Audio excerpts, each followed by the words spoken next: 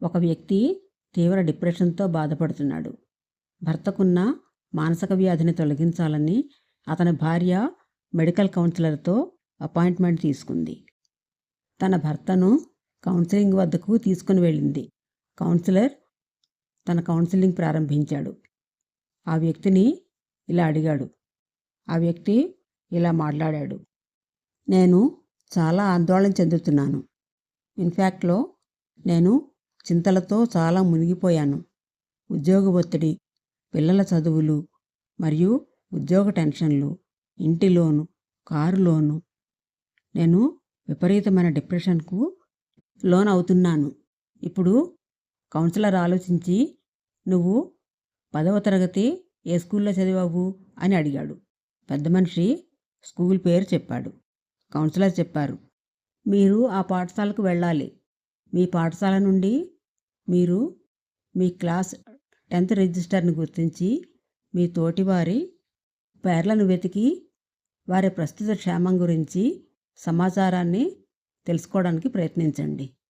సమాచారం అంతా ఒక డైరీలో రాసి 1 నెల తర్వాత నన్ను కలవండి అని అన్నాడు కౌన్సిలింగ్ చేసే పెద్ద మనిషి. కౌన్సిలింగ్ చేసే అతను. పెద్ద మనిషి తన పాఠశాలకు వెళ్ళి రిజిస్టర్ని కనుగొని దానిని కాపీ చేసుకున్నాడు. అందులో 120 మంది పేర్లు ఉన్నాయి. అతను 1 నెలలో పగలు మరియు రాత్రి ప్రయత్నించాడు. కానీ 75 నుంచి 80 మంది సహచర విద్యార్థుల గురించి సమాచారాన్ని సేకరించలేకపోయాడు. ఆశ్చర్యం!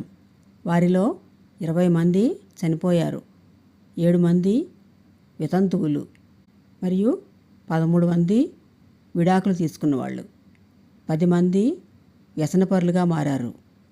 వారి గురించి మాట్లాడడానికి కూడా విలువ లేదు. 5 మంది చాలా పేలవంగా బయటికి వచ్చారు. వారికి ఎవరూ సమాధానం చెప్పలేరు. 6 చాలా ధనవంతులయ్యారు. అతను నమ్మలేకపోయాడు.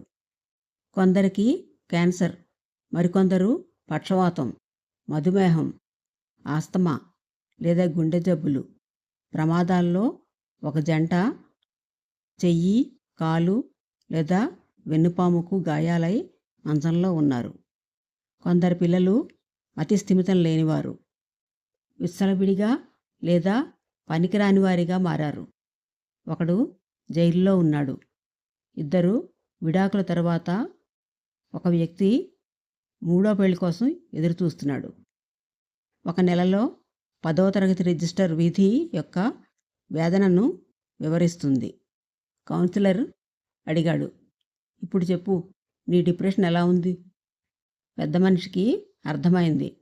ఆయనకు ఏ రోగం లేదు, ఆకలితో అలమటించలేదు. అతని మనస్సు పరిపూర్ణంగా ఉంది.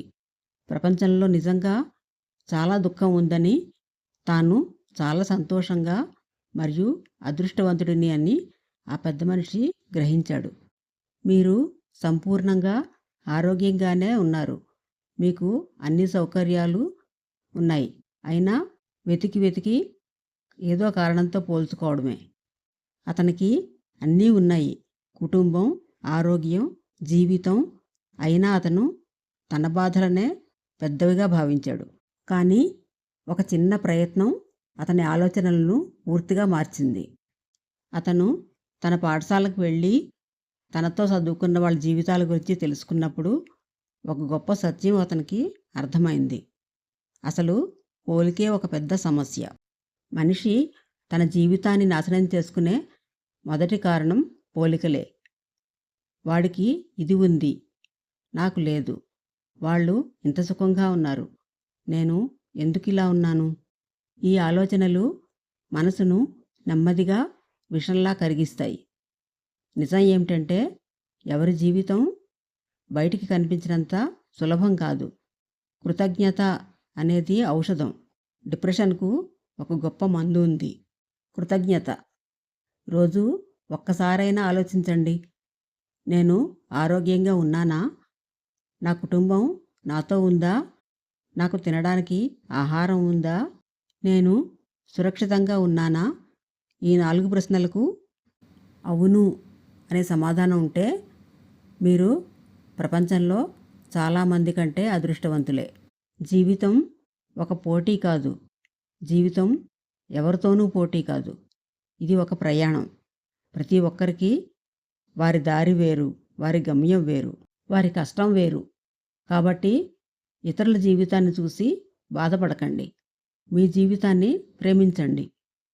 మీ దగ్గర ఉన్నదాన్ని గౌరవించండి. మీ ప్లేట్లో ఉన్న ఆహారం మీద ప్రేమ పెంచుకోండి. చూసే అలవాటు మానేయండి. ఎందుకంటే సంతోషం అనేది బయట దొరికేది కాదు. మనసులో మనకు మనమే ఆనందం, సంతోషం పుట్టించుకోవాలి. మనకు మనమే సర్ది చెప్పుకునేది. మనకు మనమే సంపూర్ణంగా మనసును సంతోషపరుచుకునేది మనమే. మనసును నాశనం చేసుకునేది మన ఆలోచనలే. అలా ఆలోచిస్తే మనసు పాడవుతుంది. దాని ద్వారా ఆరోగ్యం పాడవుతుంది. మీరేమంటారు? మీ అభిప్రాయాలను కామెంట్ల రూపంలో తెలియజేయండి. ఈ వీడియో నచ్చితే లైక్ చేయండి, సబ్స్క్రైబ్ చేయండి, షేర్ చేయండి, కామెంట్ చేయండి.